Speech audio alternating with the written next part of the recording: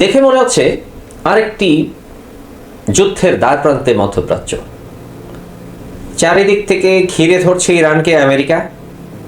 নৌবহরের পর নৌবহর, আকাশ সীমায় অত্যাধুনিক বিমানের মহা আনাগোনা। ব্যাটলফিল্ডে এমন ধরনের দৃশ্য যে কোনো দেশের জন্য প্রচণ্ড ভয় ধরিয়ে দেওয়ার মতো। বিশেষ করে আমেরিকান বাহিনী আজ অবধি, মানে এই অতি সাম্প্রতিক সময়ে কোনো দেশেই এত বিশাল শক্তি নিয়ে কখনো হাজির হয়নি। এত শক্তি নিয়ে হাজির হয়েও আমেরিকা কেন আক্রমণ করার সাহস দেখাচ্ছে না? তাহলে কি ভয় পাচ্ছে আমেরিকা? এবং যদি ভয় হয় তাহলে সেটি কিসের ভয়? ইরানি বা কি প্রস্তুতি নিয়ে রেখেছে এই যুদ্ধের জন্য? আদৌ কি যুদ্ধ হবে? ভেনিজুয়েলা মাদুরোকে তুলে নিয়ে যাওয়া, তারপর গ্রিনল্যান্ডের দাবি করা এবং ইরানে গণঅভ্যুত্থানের পরিস্থিতি তৈরি করা, সব কিছু পর এই মুহূর্তে চারিদিক থেকে ইরানকে ঘিরে ধরার এই যে পরিস্থিতি, এটি নিয়ে আজকের আলোচনা। দর্শক, সাথেই থাকুন এবং আপনাদের মতামত ভিডিওটি দেখে অবশ্যই দেবেন।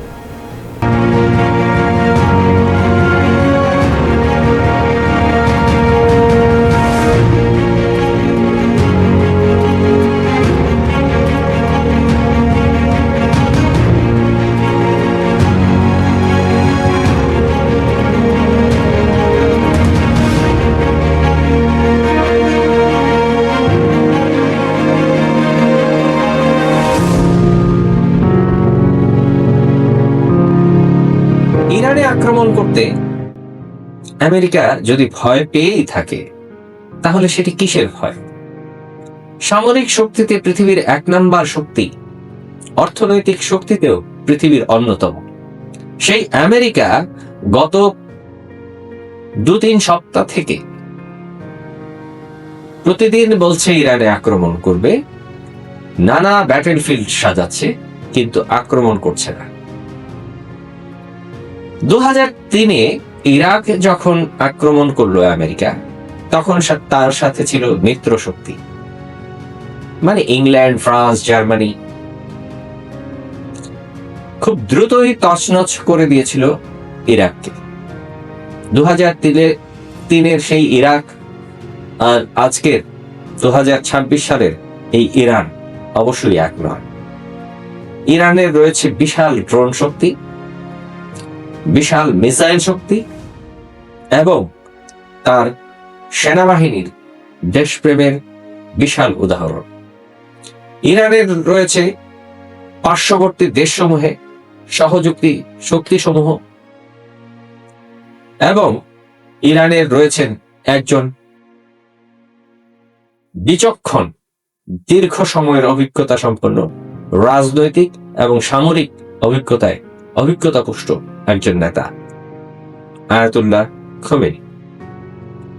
ইরানকে আক্রমণ করা আর অন্য কোনো দেশে আক্রমণ করা কোনোভাবেই এক নয়। এই যে অতি সম্প্রতি যে বিক্ষোভকে আমেরিকা এবং ইসরায়েল মিলে তাদের এজেন্ট দিয়ে একটি গণ বিস্ফোরণের রূপ দিল এবং রাতের আধারে সরকারি স্থাপনাসমূহ ধ্বংস করে ইরানকে কার্যত ধ্বংসের দ্বারপ্রান্তে নিয়ে যাওয়া এবং গণঅভ্যুত্থানের মাধ্যমে খোমেনিকে উৎখাত করার যে নীল নকশা বাস্তবায়ন করতে চাইল আমেরিকা এবং ইসরায়েল, সেখানেও তারা ব্যর্থ হলো খামেনির প্রচন্ড জনপ্রিয়তার কাছে। যখন রাষ্ট্রীয় বাহিনী সমূহ বিক্ষোভ দমাতে ব্যর্থ হচ্ছিল, তখন জনগণ খামেনির এক ডাকে লক্ষ লক্ষ মানুষের সমাগম হলো তেহরানে এবং সেই আন্দোলন থেমে গেল। আমেরিকা বুঝতে পারল খামেনিকে মিসাইল মেরে শর্টকাট কোন রাস্তায় দমানো সম্ভব নয়। আমেরিকা বুঝে গেল গণবিক্ষোভ তৈরি করেও খামেনিকে উৎখাত করা সম্ভব। তাহলে কি করতে হবে? একটা বিশাল যুদ্ধের আয়োজন লাগবে এবং সেই বিশাল যুদ্ধের আয়োজনের মাধ্যমে যদি খামেনিকে ভয় দেখানো যায়,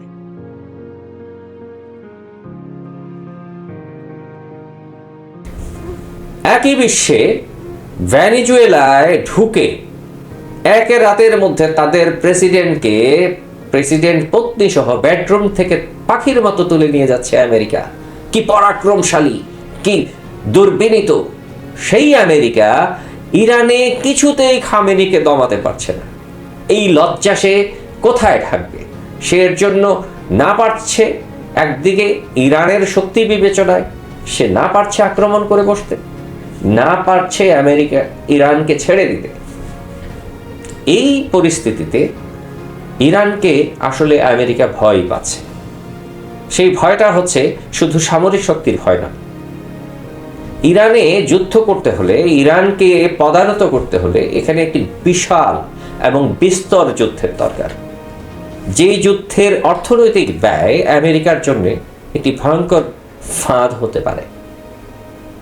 একে তো ইউক্রেন যুদ্ধে অর্থ যোগাতে যোগাতে দেউলিয়া প্রায় আমেরিকার অর্থনীতি, তার উপর যদি এখন ইরানের মতো বিশাল শক্তিকে দমাতে হয়, পরাজিত করতে হয়, পদানত করতে হয়, তাহলে আরো বিশাল একটি অর্থনৈতিক বিনিয়োগ এখানে দরকার পড়বে। এবং গ্রিনল্যান্ড ইস্যু মূলত আসলে নতুন করে তোলার মতো কিছু ছিল না। গ্রিনল্যান্ড ইস্যুটা পুরনো ইস্যু। দ্বিতীয় মহাযুদ্ধে সেখানে তারা এয়ারবেস তৈরি করেছে, তারা সামরিক স্থাপনা তৈরি করেছে। গ্রিনল্যান্ড কার্যত, যদিও অফিসিয়ালি এটি ডেনমার্কের অধীনে রয়েছে, কিন্তু কার্যত আমেরিকারও নিয়ন্ত্রণ রয়েছে গ্রিনল্যান্ডে। এবং গ্রিনল্যান্ড আমেরিকার একটি ভবিষ্যৎ প্রয়োজন। কিন্তু তোড়জোড় করে গ্রিনল্যান্ড ইস্যুকে সামনে আনার মূল কারণ হচ্ছে পাশ্চাত্য মিডিয়াতে যেভাবে ভেনেজুয়েলাকে নিয়ে আলোচনা হচ্ছিল, মাদুরোকে তুলে নিয়ে যাওয়ার যে লজ্জা, পাশ্চাত্য বিশ্ব লজ্জিত হচ্ছিল, সমস্ত বিশ্ব মিডিয়া যখন উদ্গ্রীব হয়ে উঠেছিল, তখন গ্রিনল্যান্ড ইস্যু দিয়ে সেই ইস্যুটাকে পুরো ধামাচাপা দিয়ে দিল আমেরিকা। এবং গ্রিনল্যান্ড ইস্যু কে সামনে এনে এই ধামাচাপা দিতে গিয়ে আবার ইউরোপের সাথে তার একটা দূরত্ব তৈরি হয়ে যাচ্ছিল।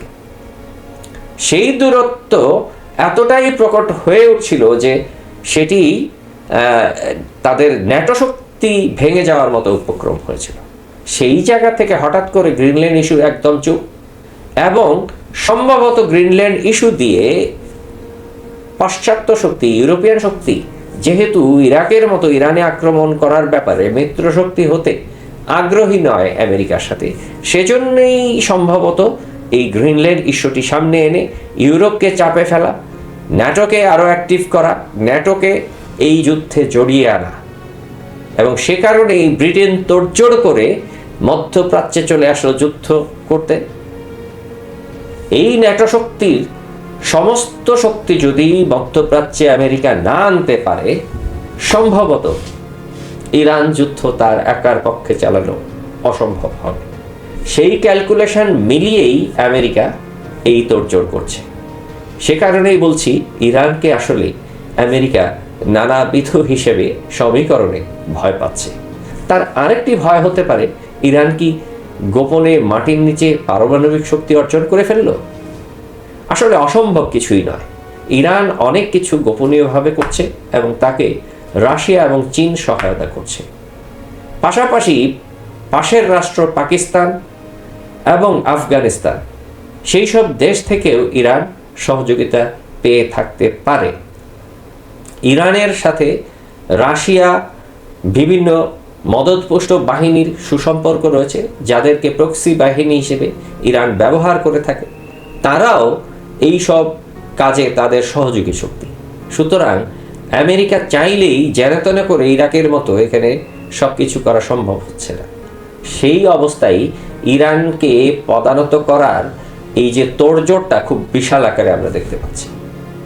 তাহলে কি যুদ্ধ হবে না? যুদ্ধ একদম দ্বার প্রান্তে, হতেও পারে, না হওয়ার সম্ভাবনাটাই বেশি। এবং সম্ভবত ইরানকে প্রক্সি হিসেবে ব্যবহার করতে চাইছে আমেরিকা। এখানে যুদ্ধ নয়, একটি প্রচণ্ড চাপ, একটি প্রচণ্ড ভীতি, একটি প্রচণ্ড ত্রাস সমস্ত বিশ্বের জন্য উপস্থাপন করাই হচ্ছে আমেরিকার মূল লক্ষ্য। সেই লক্ষ্যে যদি সে সফল হয়, তাহলে তার জন্যে একে তো গ্রিনল্যান্ড মানে আর্কটিক আরও সুস্পষ্টভাবে তার নিয়ন্ত্রণে নিয়ে নেওয়া সম্ভব হবে। পাশাপাশি ভেনেজুয়েলার যে খনিজ সম্পদ, সেটিকে এই ইরানের বা মধ্যপ্রাচ্যে আলোচনা, যুদ্ধ পরিস্থিতি সব কিছু যদি দীর্ঘদিন এখানে জিইয়ে রাখা যায়, তাহলে ভেনেজুয়েলার সমস্ত সম্পদ সরিয়ে নেওয়া সম্ভব হবে। এটি তো একদিনের দুদিনের ব্যাপার নয়। ভেনেজুয়েলা নিয়ে যেভাবে আলোচনা মিডিয়াতে এসছিল, তখন যদি বিশ্ব দৃষ্টিভঙ্গি অন্যদিকে না সরানো যেত, তাহলে দক্ষিণ আমেরিকা মানে ব্যাকইয়ার্ডেই যুদ্ধ লেগে যেতে পারত, এবং আমেরিকার ভেতরেই ভেনেজুয়েলার পক্ষে, মাদুরোর পক্ষে আন্দোলন হচ্ছিল, সেই আন্দোলন বড় হয়ে যেতে পারত। সুতরাং আমেরিকা খেলছে অনেক চিন্তা, অনেক হিসেব নিকেশ সাথে নিয়ে।